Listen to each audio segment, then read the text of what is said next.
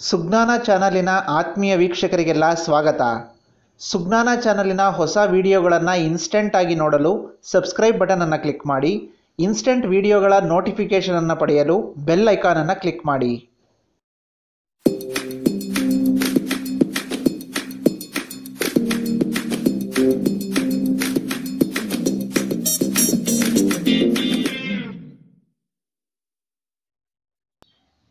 ಪ್ರೀತಿಯ ವೀಕ್ಷಕರಿಗೆಲ್ಲ ನಮಸ್ಕಾರ.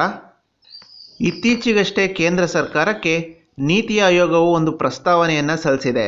ಅದರ ಪ್ರಕಾರ ಸಣ್ಣ ಮತ್ತು ಮಧ್ಯಮ ವರ್ಗದ ರೈತರಿಗೆ ಪ್ರತಿ ಹೆಕ್ಟೇರ್ಗೆ 10 ರಿಂದ 15 ಸಾವಿರ ರೂಪಾಯಿವರೆಗೂ ಪ್ರೋತ್ಸಾಹ ಧನವನ್ನು ನೀಡಲು ಆಯೋಗವು ಪ್ರಸ್ತಾವನೆಯನ್ನು ರೂಪಿಸಿದೆ.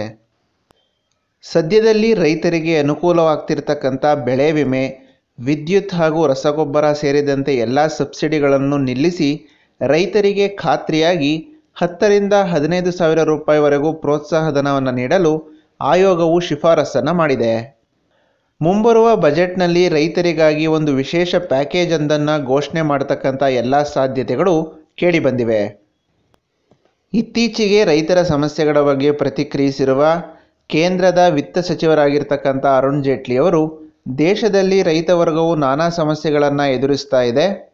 ಈ ನಿಟ್ಟಿನಲ್ಲಿ ಮುಂಬರುವ ಬಜೆಟ್ನಲ್ಲಿ ರೈತರಿಗೆ ಅನುಕೂಲವಾಗುವಂಥ ಯೋಜನೆಗಳನ್ನು ಪ್ರಕಟಿಸಲಾಗುವುದು ಎಂದಿದ್ದಾರೆ. ಒಂದು ವೇಳೆ ಸಣ್ಣ ಮತ್ತು ಮಧ್ಯಮ ವರ್ಗದ ರೈತರಿಗೆ ಈ ಪರಿಹಾರ ಪ್ಯಾಕೇಜನ್ನು ನೀಡಿದ್ದೇ ಆದಲ್ಲಿ ದೇಶದ ವಿತ್ತೀಯ ಕೊರತೆಯ ಪಾಯಿಂಟ್ಸ್ 70 ಪಾಯಿಂಟ್ಗಳಷ್ಟು ಜಾಸ್ತಿಯಾಗಲಿದೆ. ಇದನ್ನು ಕೇಂದ್ರ ಸರ್ಕಾರವು ಯಾವ ರೀತಿ ನಿಭಾಯಿಸುತ್ತೆ ಅನ್ನೋದನ್ನು ಕಾದು ನೋಡಬೇಕಾಗಿದೆ. ಈ ವಿಷಯದ ಬಗ್ಗೆ ನಿಮ್ಮ ಅನಿಸಿಕೆ ಅಭಿಪ್ರಾಯಗಳನ್ನು ಕಮೆಂಟ್ ಮಾಡಿ. ಈ ವಿಡಿಯೋ ನಿಮಗೆ ಇಷ್ಟ ಆಗಿದ್ದಲ್ಲಿ ಲೈಕ್ ಮಾಡಿ, ಶೇರ್ ಮಾಡಿ, ನಮ್ಮ ಚಾನಲ್ಗೆ ಸಬ್ಸ್ಕ್ರೈಬ್ ಆಗಿ ಮತ್ತು ಬೆಲ್ ಐಕಾನನ್ನು ಕ್ಲಿಕ್ ಮಾಡೋದನ್ನು ಮರಿಬೇಡಿ. Thank you for watching.